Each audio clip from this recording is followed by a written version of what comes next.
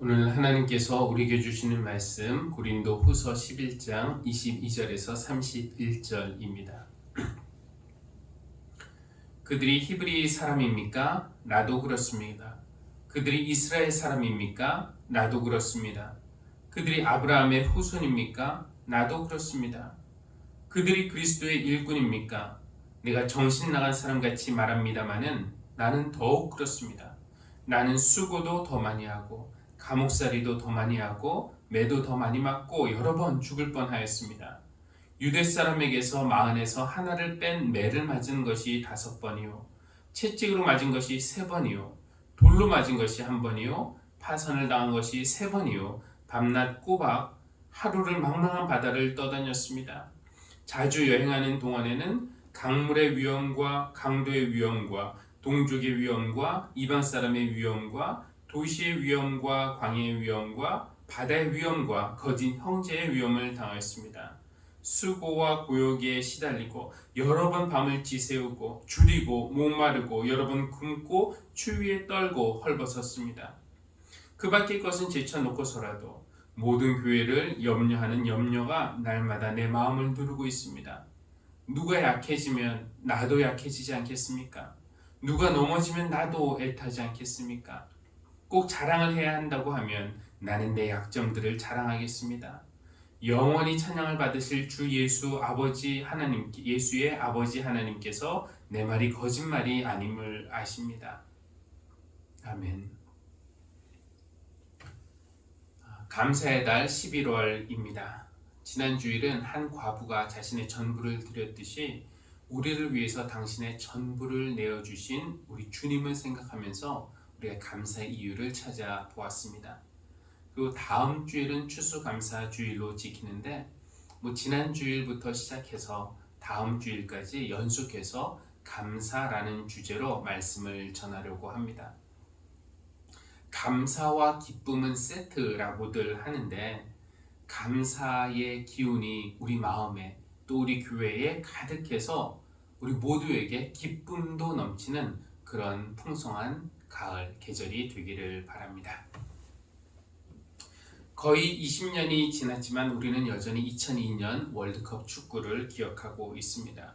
그때 우리나라의 목표는 16강 진출이었습니다. 사실 실력으로만 따지면 16강은 말도 안 되는 목표였지만 그래도 우리나라에서 하는 것이니까 홈구장의 이점을 감안하면 그 정도 목표를 정한 것은 적당해 보였습니다.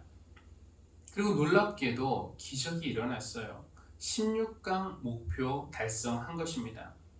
그래서 그 목표를 달성한 후 축구 대표팀 히딩크 감독이 인터뷰에서 유명한 말을 남겼죠. 나는 여전히 배고프다. I'm still hungry. 1차 목표를 이뤘지만 여기에 만족하지 않고 더 많은 것을 이루겠다 라는 그런 의지가 담긴 말이었습니다. 그래서 여전히 배고픈 히딩크 감독이 이끄는 국가대표팀은 8강뿐만 아니라 4강이라는 믿기 힘든 그런 신화를 만들어냈습니다. 정말 대단했죠. 그 이후에 히딩크의 이 말을 많은 사람들이 인용을 했어요. 사업을 하는 사람도 정치를 하는 사람도 공부하는 사람도 나는 여전히 배고프다를 외치면서 더 많이 벌고 더 많이 이루고 더 높이 올라가려고 고삐를 늦추지 않았습니다. 그런데 나는 여전히 배고프다. 이 말이 저는 약간 불편하게 들리는 이유는 여기에는 물론 긍정적인 측면도 있지만 부정적인 면도 있기 때문입니다. 쉬지 않고 무언가를 얻으려고 계속 노력하면은 조금은 더 얻을 수 있겠지만 그렇다면 언제 만족하겠다는 것입니까? 언제 기뻐하고 언제 감사하고 언제 멈추겠다는 것입니까? 이 미국에도 비슷한 말이 있더라고요. 이런 말입니다. 항상 불평하라. 그 무엇에도 감사하지 마라. 좀 이상하게 들리죠? 그런데 이 말은 일상생활에서 하는 그런 말은 아니고 경쟁이 치열한 그런 회사에 막 들어온 신입사원에게 선배들이 해주는 충고라고 합니다. 이 전쟁터에서 살아남고 싶은가? 여기서 성공하고 싶은가? 그렇다면 항상 불평하라. 그 무엇에도 감사하지 마라. 이것은 정말로 부정적인 사람이 되라는 말은 아닐 것이고요. 쉽게 만족하거나 현실에 안주하지 말라는 그런 의도입니다. 더 많은 것을 얻기 위해서 전략적으로 불만족스러운 것처럼 말하고 행동하라는 것이죠. 그러니까 작은 것에도 감사하고 만족하는 사람으로 여겨지면은 주변 사람들이 쉽게 볼 수 있으니까 조심하라는 그런 말이기도 합니다. 예를 들어 뭐 회사에 들어갔는데 연봉 조건도 좋고요, 동료도 마음에 들고 사무실도 좋습니다. 감사하겠습니까? 그러나 그 감사를 숨기라는 말이에요. 항상 불평하라. 연봉이 많지 않으니까 대신 의자를 더 편한 것으로 바꿔달라고, 개인용 사무실을 달라고, 최신 컴퓨터와 스마트폰을 제공해달라고 요구하라는 것입니다. 그러니까 항상 불평하고 다른 회사에서는 더 주는데 무엇에도 감사하지 않고 살아가면은 무언가 손에 더 쥐는 것이 있을 것이라는 것이에요. 저는 이 말이 어느 정도 맞다라는 것을 경험한 적이 있었습니다. 예전에 글쎄요, 꽤 많은 이제 시간이 지났는데 첫째 딸이 돌이 막 지날 때였을까요? 콧등이 찢어져서 응급실에 간 적이 있었습니다. 간호사 한번 와서 보고는 잠깐 기다리세요 하더니 그 다음에는 오질 않는 거예요, 아무도. 물론 그 응급실에 응급 환자들도 많았어요. 딸의 콧등이 찢어진 거, 피가 나는 거, 이거는 뭐 아빠에게는 아주 급한 문제이지만 응급실에는 더 급한, 위급한 사람들도 있었습니다. 이해는 합니다만 그래도 뭐 아무리 기다려도 아무도 오지 않으니까 점점 화가 막 올라오기 시작하더라고요. 때마침 저쪽에서 누군가가 고래고래 소리를 지르기 시작하는 겁니다. 저쪽 쳐다보게 되죠. 이렇게 외쳐요. 뭐 사람이 죽어가는데 너희들 가만히 있을 거냐? 우리 아버지 돌아가시면 너희들 책임질 거냐? 간호사 의사 다 어딨냐? 그랬더니 간호사와 의사들이 막 뛰기 시작하는 겁니다. 저렇게 하는 것이구나. 깨달아지더라고요. 근데 그렇게 하기에는 성격상 너무 어렵고, 저도 나름대로 이제 인상을 쓰면서 그 간호사 한 명을 찾아가서 화를 내면서 말했습니다. 여기 의사 없습니까? 응급비는 받으면서 왜 응급처치는 안 합니까? 내가 지금 얼마나 기다린 줄 압니까? 우리 딸 얼굴에 흉터 나면은 당신 책임질 겁니까? 놀랍게도 불평하니까 잠시 후에 의사가 왔어요. 그래서 사람들이 말하는구나. 항상 불평하라. 그 무엇에도 감사하지 마라. 가까운 병원이 여기 있다라는 거, 그 응급 치료를 받을 수 있다는 것만으로도 감사할 수 있지만 더 불평하고 요구하면은 뭔가를 더 빨리 받을 수 있다는 거죠. 그런데 큰일 날 일은 무엇이냐? 우리가 전략적으로 이렇게 행동하다 보면은 우리도 모르는 사이에 우리 마음이 진짜로 그렇게 변해버릴 수도 있다는 겁니다. 그냥 그런 척만 하려고 왔는데, 불평하는 척만 하려고 했는데 나중에는 진짜로 그 무엇에도 만족하지 못하게 되어버리고, 그 무엇에도 기뻐하지 못하게 되어버리고, 그 무엇에도 감사하지 못하게 되어버립니다. 여전히 배고프다고 계속 반복적으로 말하다 보면은 조금은 더 이룰 수 있겠지만 하나님이 아무리 채워주셔도 만족하지 못하고 감사하지 못하는 병에 걸리지 않을까 걱정입니다. 성경은 세상이 말하는 성공 전략, 나는 여전히 배고프다, 항상 불평해라, 그 무엇에도 감사하지 말아라, 이런 것과는 정반대의 가르침을 우리에게 주고 있습니다. 항상 기뻐하십시오. 쉬지 말고 기도하십시오. 모든 일에 감사하십시오. 이것이 그리스도 예수 안에서 여러분을 향하신 하나님의 뜻입니다. 그런데 모든 일에 감사하십시오 라는 이 말씀이 이게 과연 가능하냐? 우리는 묻고 싶습니다. 이거 비현실적인 거 아니냐라고 지적하고 싶어요. 또 감사하라. 이렇게 명령한다고 이게 될 일입니까?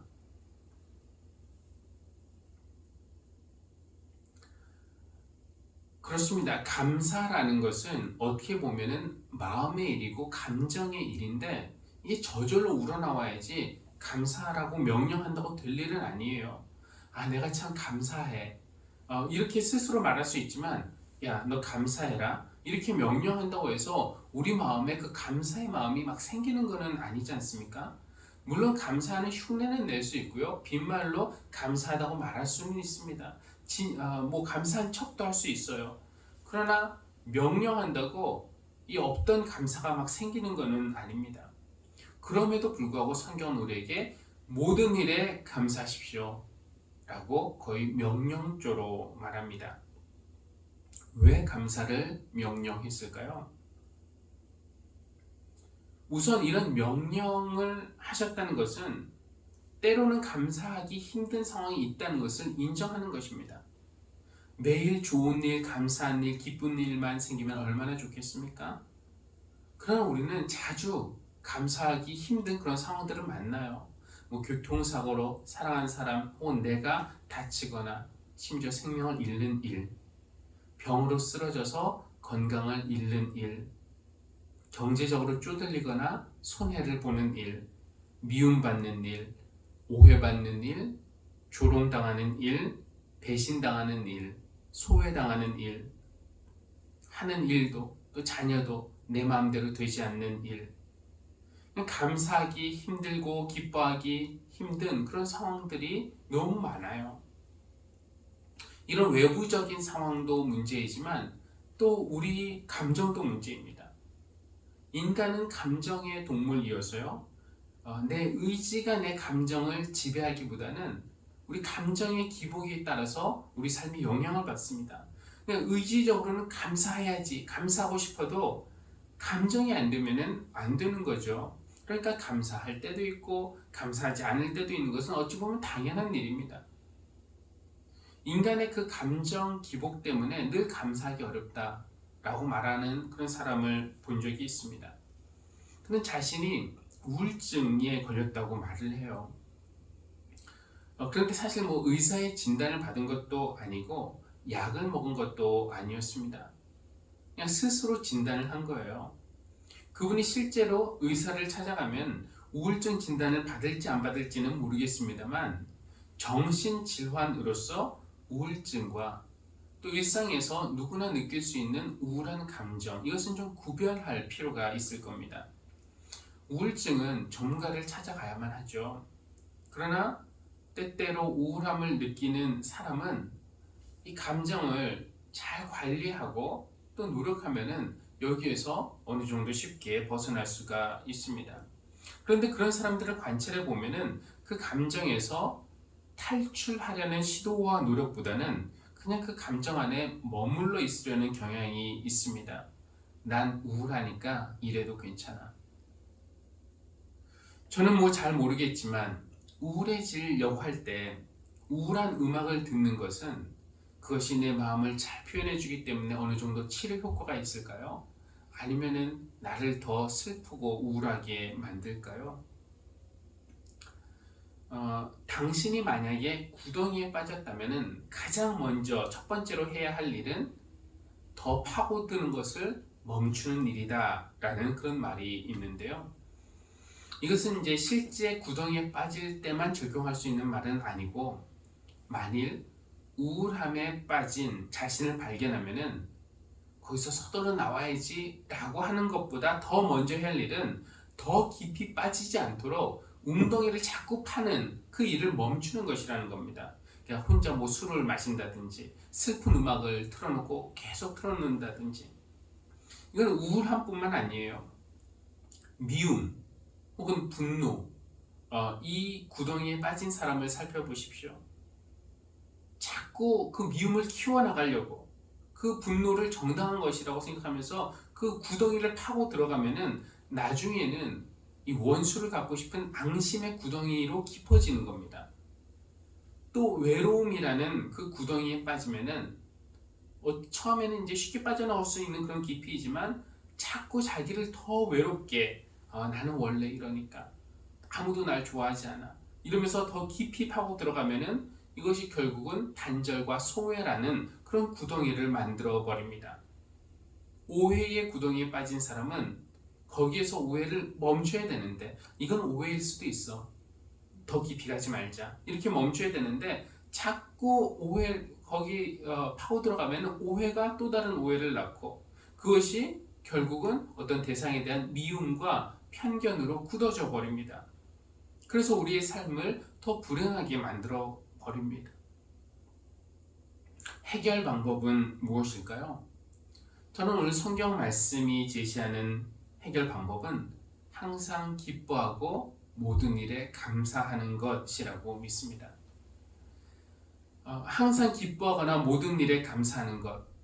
저는 이것이 어떤 외부 상황의 문제나 내적인 감정의 문제가 아니라, 항상 기뻐하는 것, 모든 일에 감사하는 것은 성령을 통해서 우리가 받을 수 있는 하나님의 선물이고, 또 우리가 신앙의 훈련을 통해서 키울 수 있는 영적인 능력이라고 믿습니다. 누가 그러더라고요. 해도 끝없는 집안일 때문에 불평하고 싶은 마음이 들 때 감사하지 않죠. 불평하고 싶죠. 그럴 때 지붕이 있는 집이 있다는 것만으로도 감사하라고. 사춘기 자녀의 말과 행동 때문에 충격을 받고 고통당할 때 그 아이가 가출하지 않는 것, 그 아이가 죽을 병에 걸리지 않은 것을 감사하라고 그렇게 말합니다. 주차장 가장 먼 곳에 끝자리 하나만 남았을 때 운이 없다 이렇게 불평하지 말고 걸을 수 있는 다리를 가졌다는 것을 감사하는 그런 연습을 하라고 말합니다. 그러니까 우리가 마음먹기에 따라서는 아주 작은 일에도 감사할 수 있습니다. 감사한 이유를 찾고 고백하고 표현하는 것, 이것이 저는 구덩이에서 빠져나올 수 있는 아주 좋은 방법 중에 하나라고 생각합니다.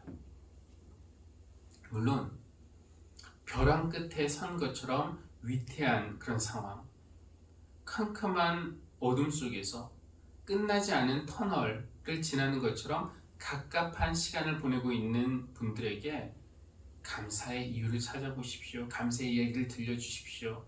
이것은 어쩌면은 이미 아픈 마음에 상처를 덧내는 일일지도 모르겠습니다. 그러니까 함부로 감사하십시오 라고 말하는 것이 자칫 무례한 일이 될 수도 있겠다 싶어요. 그러나 오늘 데살로니가 교인들에게 모든 일에 감사하십시오 라는 그 말을 하고 있는 사람은 바울이라는 사람이에요. 사실 외부 조건으로만 따지면은 지난 주일에 본 과부처럼 바울도 가장 감사드리기 어려운 상황을 겪은 그런 상황이 있는 사람입니다. 바울이 어떤 상황이 있었는가? 그는 말해요. 나는 감옥살이도 더 많이 하고 매도 더 많이 맞고 여러 번 죽을 뻔하였습니다. 유대 사람들에게서 마흔에서 하나를 뺀 매를 맞은 것이 5번이요, 채찍으로 맞은 것이 3번이요, 돌로 맞은 것이 1번이요, 파산당한 것이 3번이요, 밤낮 꼬박 하루를 망망한 바다에서 떠다녔습니다. 자주 여행하는 동안에는 강물의 위험과 강도의 위험과 동족의 위험, 이방 사람의 위험, 도시의 위험, 광야의 위험, 바다의 위험, 거짓 형제의 위험을 당하였습니다. 상황으로 따지자면 가장 감사하지 않아도 되는 사람이 바울이었겠지만, 바울은 어떤 상황이나 조건이나 감정에 따라서 감사하지 않았어요. 왜 감사했는가? 예수님 때문에. 원래 자기가 죄의 종이었는데 의의 종으로 변화된 것 감사했고요. 하나님이 나를 택해 주셔서 이렇게 귀한 직분 주신 것, 하나님의 구원 이야기의 일꾼으로 나를 믿고 초대해 주신 것 감사했고, 그 과정에서 그 일을 하는 동안에 몸이 고통스럽고 힘든 일은 있었지만 하나님이 결국은 하나님의 일을 나를 통해서 이루실 것이라는 확신과 또 영원한 나라에 대한 소망 주신 것 때문에 감사했습니다. 저는 주중에 여러분에게 감사의 이야기를 들려달라고, 나눠달라고 부탁했습니다. 다음 주 추수감사 주일에 우리들의 감사 이야기를 좀 엮어서 하나님께 감사의 예배를 드리고 싶기 때문입니다. 하나님은 어쩌면 우리가 드리는 돈, 헌금보다는 마음에서 우러나는 이 감사의 고백을 더 귀한 제물로 받지 않으실까라는 생각이 강하게 듭니다. 여러분은 무엇을 감사하십니까? 여러분의 어떤 생각을 촉진시키기 위해서 성경에서 고백되는 감사를 좀 소개하고 싶은데요. 저는 이제 구약에 나오는 감사와 신약에 나오는 감사가 조금은 결이 다르다라는 것을 느끼고 있어요.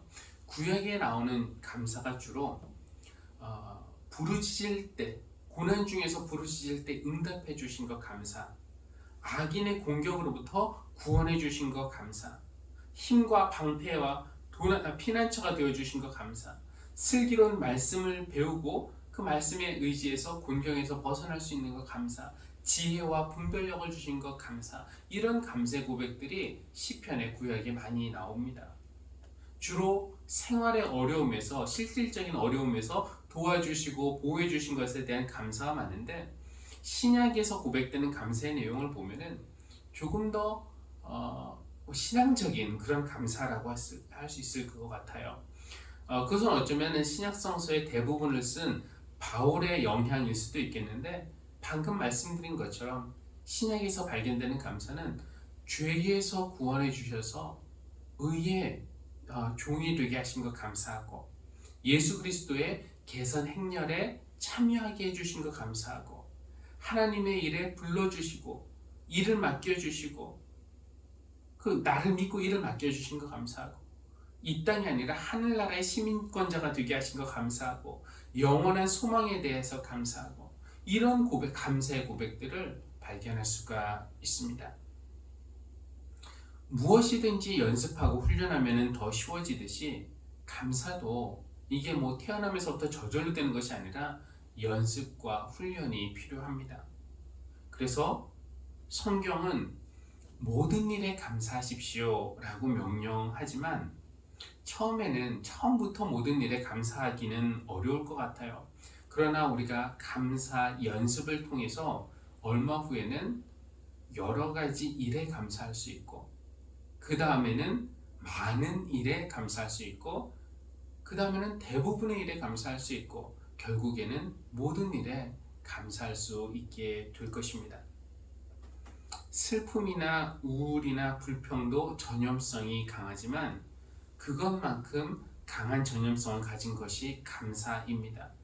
감사하는 사람 곁에서 그 고백을 들으면 나도 감사한 마음이 생겨요. 그리고 내가 한 번 감사하면 다음에도 감사하기 쉽고요. 자주 감사하면 그 다음에는 항상 감사하게 됩니다. 그리고 내가 감사하면 또 이번에는 옆 사람이 감사하게 됩니다. 감사가 감사를 낳습니다. 이번 주간 우리 교회에 코로나나 독감 바이러스가 도는 것이 아니라 감사 바이러스가 돌면 좋겠습니다. 여러분이 그 시작이 되기를 바랍니다. 감사 바이러스의 복균자. 그래서 자칫 쓸쓸할 수도 있는 이 가을에 감사의 마음으로 인해서 여러분 삶이 풍성해지기를, 자칫 슬퍼질 수도 있는 이 계절에 여러분 때문에 곁에 있는 사람의 삶에도 감사와 기쁨이 차고 넘치는 그런 풍성한 계절이 되기를 주님의 이름으로 기원합니다. 아멘. 기도하겠습니다. 하나님, 가을은 쓸쓸함과 풍성함이라는 두 얼굴을 가지고 있는 것 같습니다. 같은 가을이라도 쓸쓸함을 불평하기보다는 풍성함을 감사할 수 있는 눈과 마음을 허락해 주시기를 기도합니다. 가을뿐 아니라 모든 삶의 상황에는 양면성이 있을 텐데, 부정적인 것 때문에 슬픔과 분노와 우울함에 빠져 사는 것이 아니라 감사한 이유를 찾을 수 있도록 하나님께서 우리에게 은혜를 베푸시고 또 감사와 함께 기쁨도 허락해 주시기를 기도합니다. 오늘 당장 모든 일에 감사하지는 못해도 감사 연습을 통해서 더 많은 것에 감사하게 하시고 대부분의 일에 감사하게 하시고 결국 모든 일에 감사하는 데까지 우리 믿음이 성장할 수 있도록 인도하여 주십시오. 예수님의 이름으로 기도합니다. 아멘.